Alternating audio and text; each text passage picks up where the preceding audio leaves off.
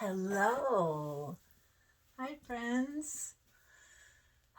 Welcome to Wildy's World. I'm very happy to be here with you. Right now, we're going to dive into some mask making. It's one of my very favorite things to do.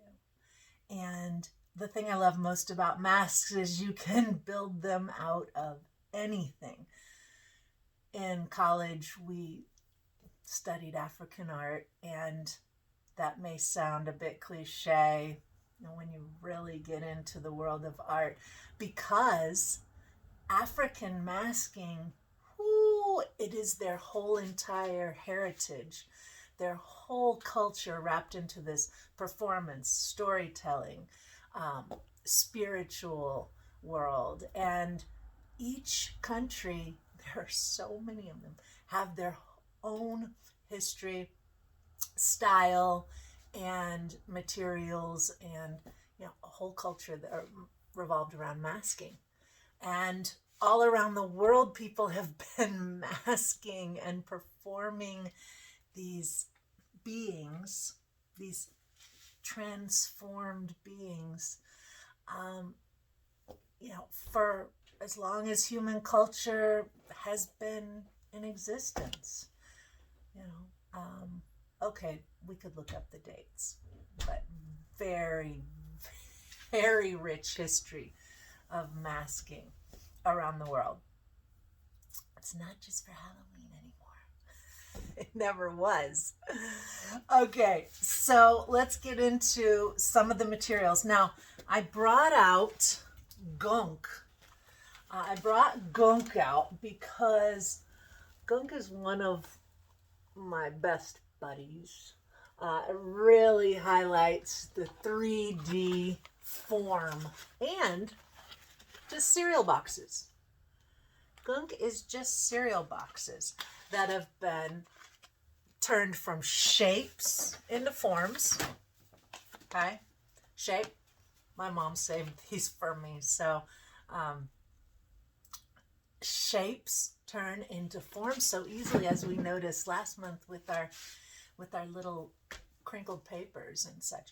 And then, so your goal then is to build the mask 3D and have it function for you, okay? So I love heavy masking tape. That's really my very favorite because it's so flexible. Duct tape works too. Find out what works for you. I have an assortment of tag board boxes and scraps.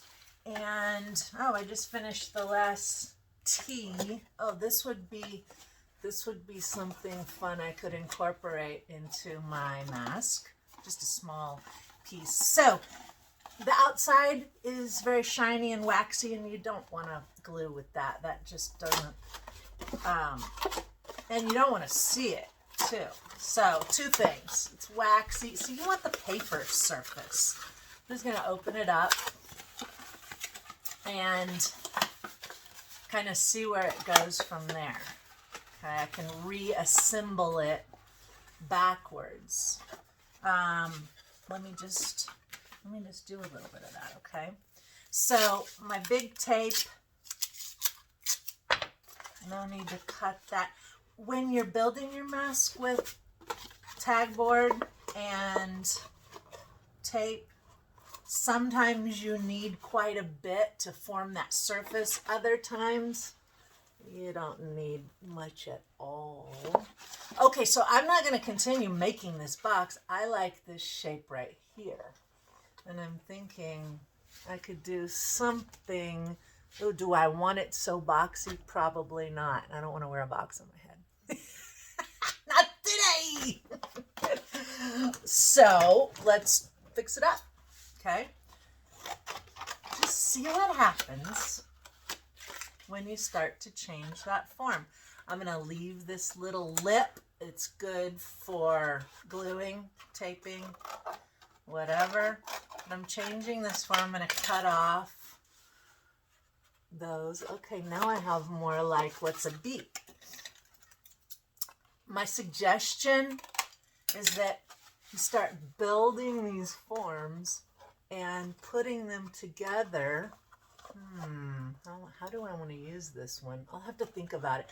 Oh, maybe like King Tut with the goatee. And then you're going to start assembling them, okay? But I'm going to back up. So I recommend just watch for a quick sec. Also, pull out your manila folder. I'm going to grab mine, okay?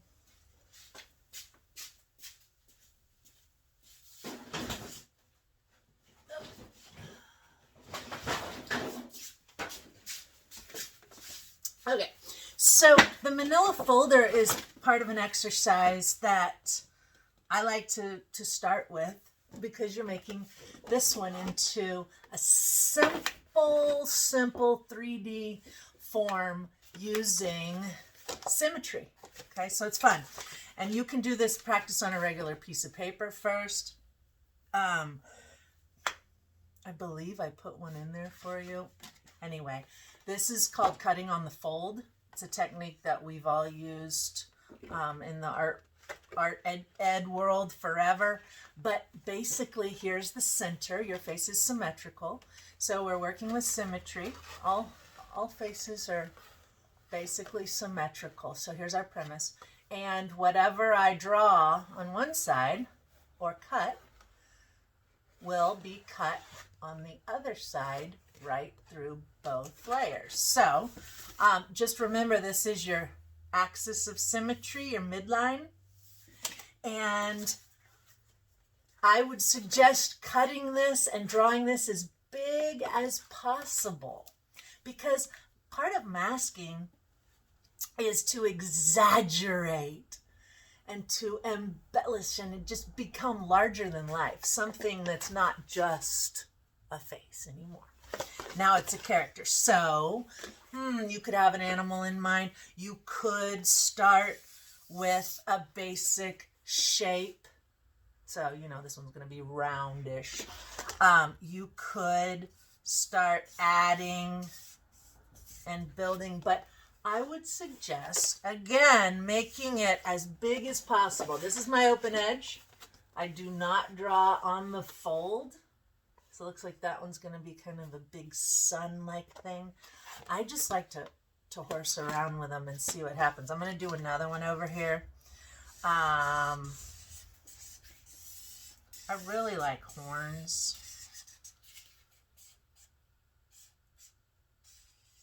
So I think I might go with something like this, like a beast, a wild beast.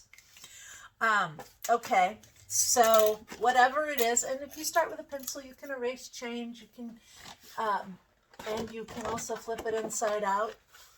These are great because they're tag board and any kind of folders. Now I'm going to cut it right around the contour, and it will have my symmetrical design, keeping the fold intact.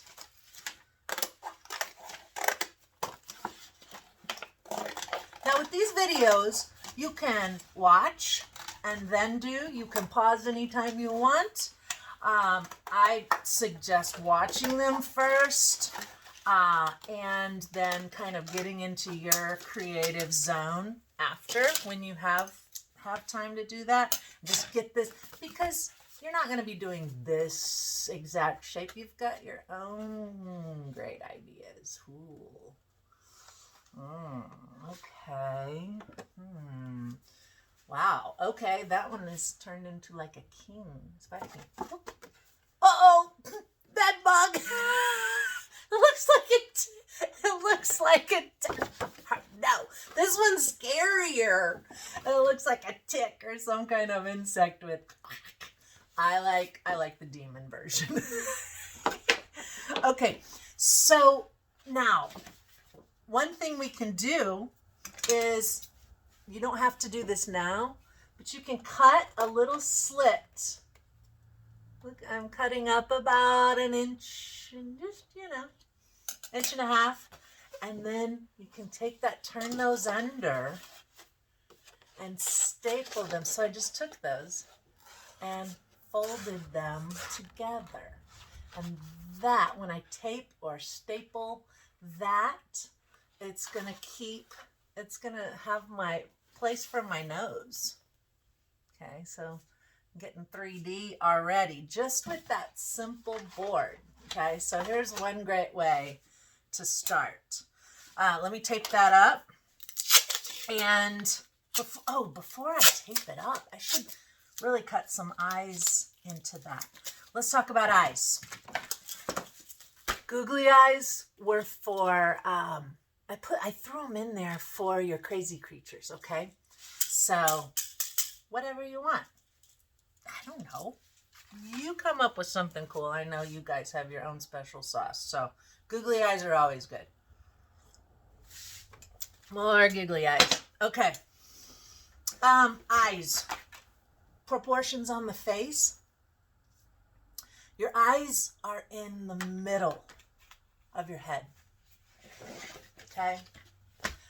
From top to bottom, from hair to chin, your eyes are midway, and that's just a human trait, proportion. They're also, we can fit 5 eyes from ear to ear. So from edges of your face, 1/5 of this area is the size of one eye. You've got spacing for an eye here in the center. So this is how we're going to measure the size of your eyes and find the size of the eye. Because it's not 1 inch equals 1 inch, because this is a larger than life piece, right? So usually portraiture will generally divide that into 5 parts. And here's what I'm talking about. Especially the one in the center. That's what we want to look at. Let me draw a little diagram here. If this was the head, this is just sort of a half mask. This one might be an eye mask. I'll even cut it smaller. But from ear to ear, this is just for you guys' reference. If I was going to cut eyes in this mask, I want to put them somewhere near the middle of the space. And I want to keep them 1 eye wide. So I'm going to find the center, and I'm going to draw an imaginary eye there that's the size of my eye. And you don't have to draw the whole thing. This is just conceptual, okay? So that's the space you need. That's the nose zone. That's where the nose zone for cutting. Now you can cut your eyes however large you want. You can work around your glasses or whatever, but they're going to be on the outsides of that with plenty of space. Technically, there's 1 more eye there, but depending on the width of your mask, we'll start in the center. So here I go. Ready? I'm going to go about in the center for my eyes here, and I'm going to make a space that is 1 eye wide. Then the eyes I'm going to be cutting are here, so that you can see out of your mask, right? If you make big giant holes, I'm going to start, and I cut these big eyes out, I'm going to start seeing my face. So make sure that if you want crazy eyes, go ahead and build them after, but just cut the real eyes for sure. Okay, so if I want crazy butterfly eyes, I'm going to add those with paper, draw them, paint them, but I'm only going to cut out my real eyes so I could conceal my identity. All right.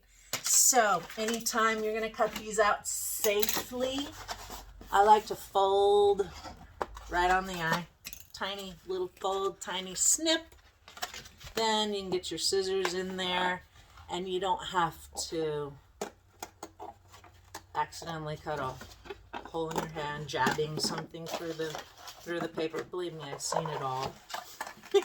So now your scissors can just wrap around. Now, what about people with glasses, you say? Yeah, I know. They always make it harder. So when you have glasses and you want to be able to utilize your mask in a real life setting, take them off, put them right there, trace around the eye part. Remember, you need enough paper in the middle to actually hold. And so now I've got the size of my glasses printed on here. And it's okay if you use this as a working model, because look, you've got the freshie on the back, possibly. Okay.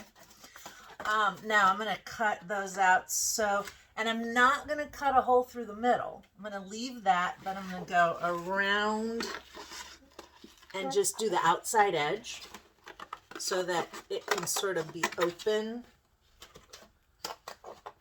to my glasses on the outside. Let's see how this works. So that my glasses will poke through. I haven't done the other one. It looks like I need to make this one a little wider still. Let me do the other one and make that one a little wider. So adjust, readjust. There's no wrong way to play. And we're all figuring this stuff out, so just go with it, right? I find that when I have a fixed image, you know, when I started this, I had no idea what kind of mask I was building or what I want to be. Because I'm just going to see what happens, basically. And I like it that way. Sort of a mystery unfolding.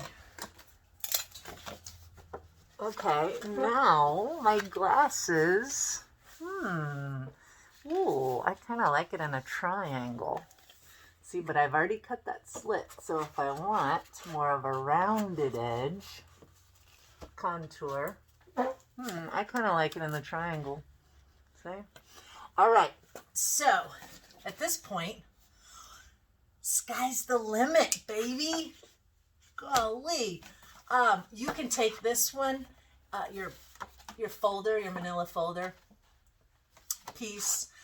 You can take it to the next level. Let me show you some. So there's a lot of simple masks. This was just a scrap of tag board. And yeah, I cut it at the bottom with a slit, molded it. I kind of like the simplicity of this one, but I could take it to the next level and add a bunch of stuff. Here's another one starting out like this, and then, ooh, embellish. I swear I am not evil.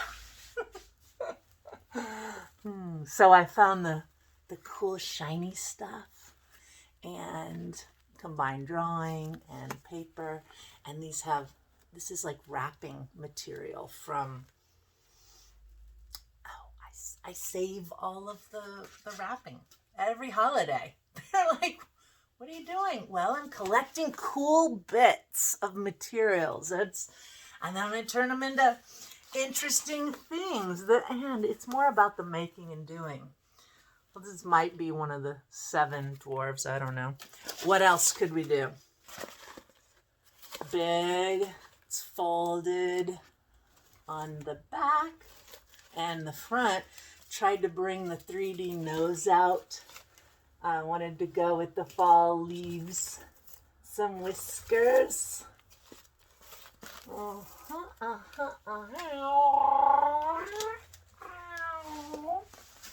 You could. So you can add whatever you want, right? You could paint it. This one turned out to be kind of a Chinese, it reminds me of a Chinese play character. Painted, so we folded the big old eyebrows. Anytime you're masking, exaggerate. What's that? Oh, the nose pops out. 3D. What? 3D, yes. So, fun characters. And then this one was inspired by my daughter. She was terrified of warthogs. She thought they were under her bed. And so anyway, this guy. Oh, and so I'm going to try to crease that. He's pretty old. Crease that and it'll stick out a little bit. And see, he has fake eyes and real eyes and glitter. Okay? So remember, like if you're doing a cyclops, make your big fake eye here and make sure you cut your real eyes in. You may want to work with cardboard again. And that's really fun as well. But I like to have things that are sticking off. And then the problem solving comes in when you figure out, how do I attach this to my head? Well, I needed something that went over my head. Okay, so I put something here that could sit on the top of my head, and then tying it around the back as well. So every creation needs its own.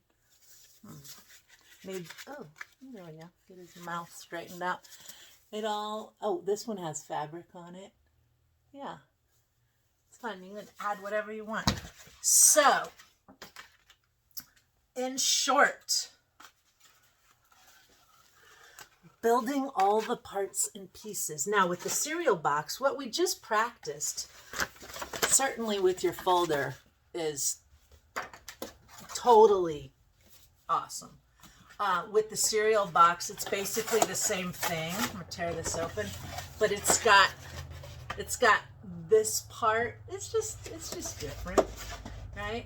And so what I can do here is start adding, taping, building, and then adding parts like, how about those? If I really want to add the horns, like some 3D horns, it's just a folded piece of paper. Okay. Oh. So this will get you started.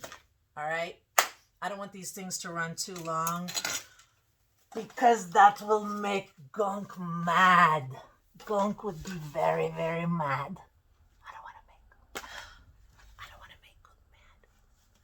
So I hope you have fun building your masks, and please reach out anytime. Here's a really cool one that was started by Jess Vestal. And when I say started by, she was still working on it. Wire, and that's why it has a safety pin. Kind of cool ears. Yeah. You guys let me know if you need anything.